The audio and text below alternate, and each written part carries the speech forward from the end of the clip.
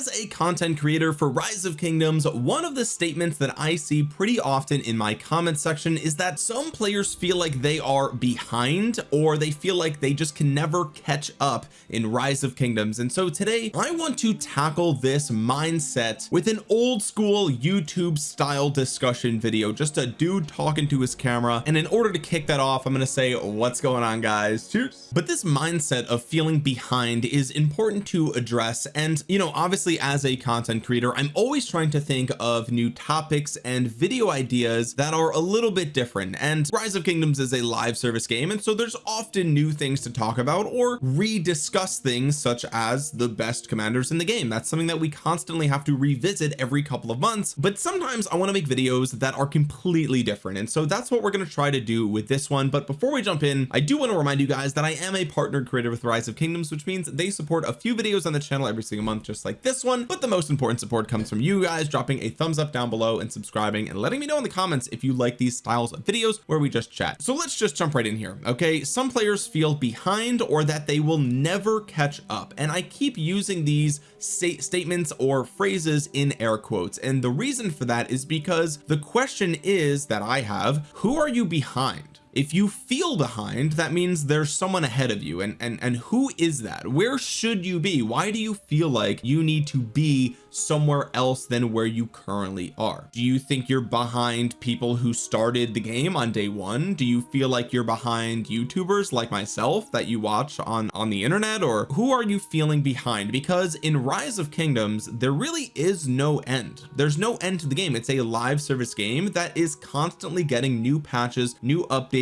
new systems, new commanders, new civilizations. There's so many new KVK stories coming out. There's constantly new things coming to the game, and there really is no end. There is simply just your journey through Rise of Kingdoms as it exists at the time that you are playing it, and the journey that you're having is going to be different than the journey someone had when they started the game a few years ago. And like, look, if we apply this statement rationally, right, we might say, okay, well, if you loosely define being caught up as having, you know, all the meta commanders and, you know, decent gear, decent armaments, then what? Okay, so you're caught up, right? Then you're still gonna play the game.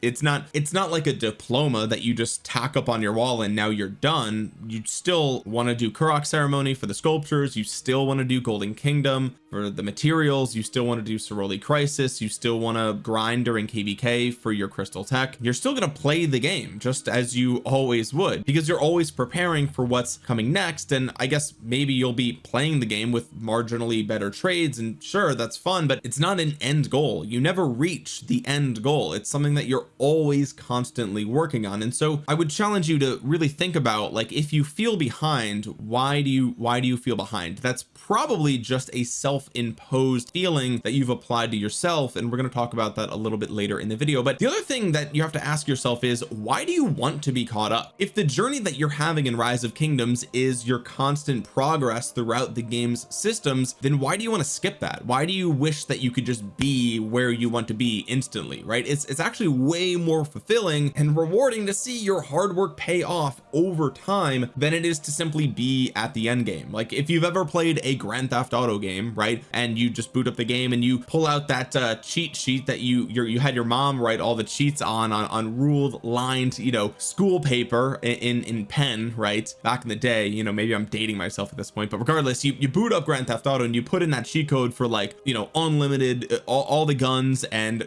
you know, unlimited bullets and all this other stuff, and then it's like, well, now what? You can't die. Like, yeah, you could run around and blow things up for, you know, an hour, and then you get bored, right? Or if you've ever played World of Warcraft, right, and you jump back into the game and you get a level boost, right, and the game just says, oh, you just get a character to level 60 or 70 or whatever, and then you jump in and, okay, well, now you're kind of at like the current content, but you've just skipped like 80% of the leveling experience, so it's kind of weird. Like, it kind of defeats the purpose, right? Like, what are you even doing if you want to just skip all the content. Like maybe the enjoyment of the game is that stuff that you want to skip, so why would you want to do that? And the game is literally made to be a long-term journey, right? Like the KVKs are segmented for a reason. New servers are released periodically as time goes on. Rise of Kingdoms is designed to be something that you play over long durations. You're not just going to instantly be the best in the world, the best in the game or whatever. And that's even evidenced by the fact that, you know, if you've ever purchased bundles in Rise of Kingdoms, the value for each subsequent bundle actually gets worse, right? Like this $5 Imperial Armaments bundle gives you 4 formation choice chests, and then if you come into the shop once again, you'll see that the $10 bundle, which costs twice as much money, does not give you twice as much formation choice chests, right? You get 7 instead of 8. And so and that actually is reflected in every single bundle in Rise of Kingdoms, as far as I know, without exception. Pretty much every bundle in the game functions like that, wherein the lower value bundles are better value, right? Like the lower cost ones are better value. You get more formation choice chests per dollar spent. Same thing with the Destiny Reforged bundle. For $10 you get 1 conversion stone, and that value gets worse as time goes on, right? And that just goes to show that you're not supposed to have everything right now, right? The game is fundamentally built to be a long-term journey, so by hoping that you can sort of be caught up or get there as fast as possible, you're kind of playing the game. It's antithetical to how it was actually built, so the logic there is just inherently flawed. And like I said before, feeling behind implies that there's like a deadline or a time limit that somebody is imposing on you, but there is no time limit, there's no timeline, there's no deadline. You don't have to be a certain power by a certain day, right? Now it's possible that your kingdom is demanding, or your alliance is demanding, a certain level of performance from you, and if you can't reach those goals, or you don't want to reach those goals, or whatever the case might be, you're too busy in your real life for that, you know, a certain duration of time, then you can always use the free passports that you get in the alliance shop. And this is regardless of whatever alliance you're in, you just get them every week. One shows up every week. You can use those to eventually migrate to another kingdom. Now I know that's going to take a long time, and like it's not great, it's not, you know, it's not great that that's the only way to do it for free, but there are ways that you can move to another kingdom for free that might be more in line with the way that you enjoy the game. And so if that is your, you know, if that's a solution to the, you know, imposing of a deadline or a certain level of productivity from your alliance or your kingdom or whatever, then the only other way that you could feel behind is by imposing those things on yourself, right? And so that just kind of takes a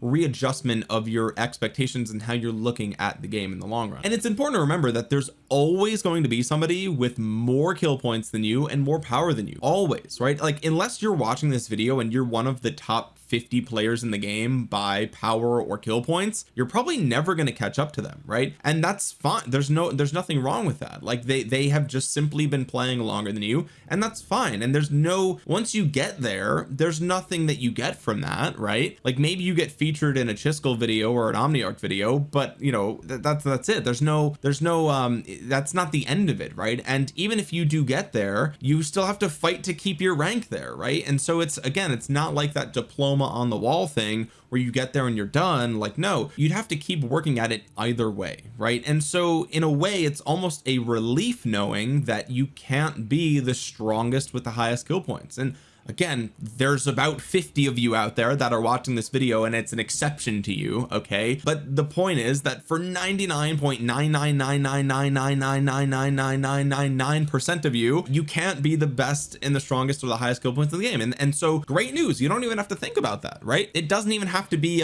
now you can set your own goals. You could say, okay, well, I want to reach, you know, 1 billion kill points, then I want to reach 5 billion kill points, and then you can set a goal for 10 billion or whatever, or you can set a certain number of kill point goals per KVK, right? But those are self-imposed things, and those goals should be attainable but challenging and fun for you. But you don't ever really have to worry about being the highest kill point in the game, because that's just not gonna happen. And so great news, you don't even have to worry about it. And I'm gonna be honest with you guys, there's players in the top 50 highest kill point ranking that I don't have respect for at all because of the way that they obtained their kill points, right? And I'm not going to go into any more detail here, but if you know, you know. And so those numbers can always be super deceiving. Okay, and so the famous quote, comparison is the thief of joy, really applies here, because you're comparing yourself to players that maybe have been playing longer than you, or they've gotten their kill points in less than respectable ways, or whatever the case might be. And it just, there's no point in comparing yourself to them, because it's just going to make your personal journey here in Rise of Kingdoms less enjoyable. And on the topic of catching up, in the past, Rise of Kingdoms has actually added catch up mechanics to the game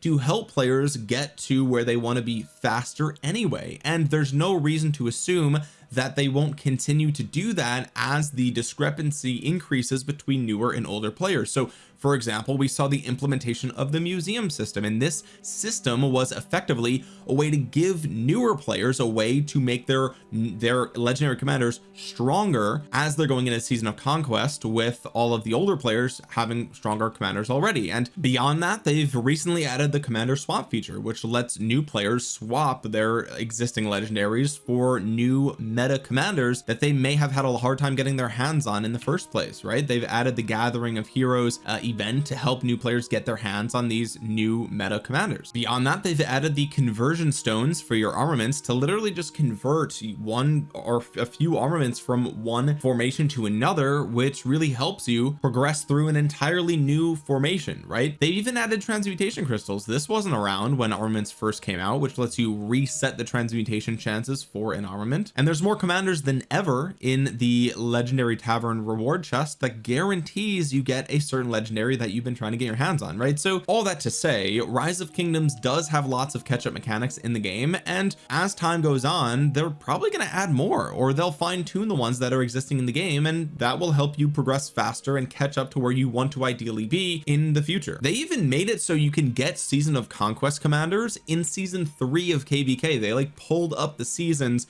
an entire season, right? So there's always going to be new ways that the developers are thinking of, you know, helping new players progress through the game a little bit faster, and so rest assured that more of those things will benefit you in the long run as they come around. And all of this exists within the realm of Rise of Kingdoms being an MMO game, right? You are never expected to do anything alone in Rise of Kingdoms anyway. Even if you're not the best player in your alliance, you can still be immensely helpful by joining rallies, joining garrisons, contributing during the off season, running forts, doing events, showing up for Ark of Osiris, donating resources to your alliance members that maybe can fight a little bit harder than you, right? Like there's always ways that you can contribute, because this is not a single player game. It's about the community that you are a part of in Rise of Kingdoms. And finally, and this is the most important thing, Rise of Kingdoms is a video game, and video games as a hobby should really be for your enjoyment. They're supposed to be played in order to have fun or to feel satisfied. If you've ever been a part of a large corporation, sometimes you will notice that your managers will sort of gamify certain things that they want the employees to work towards, right? So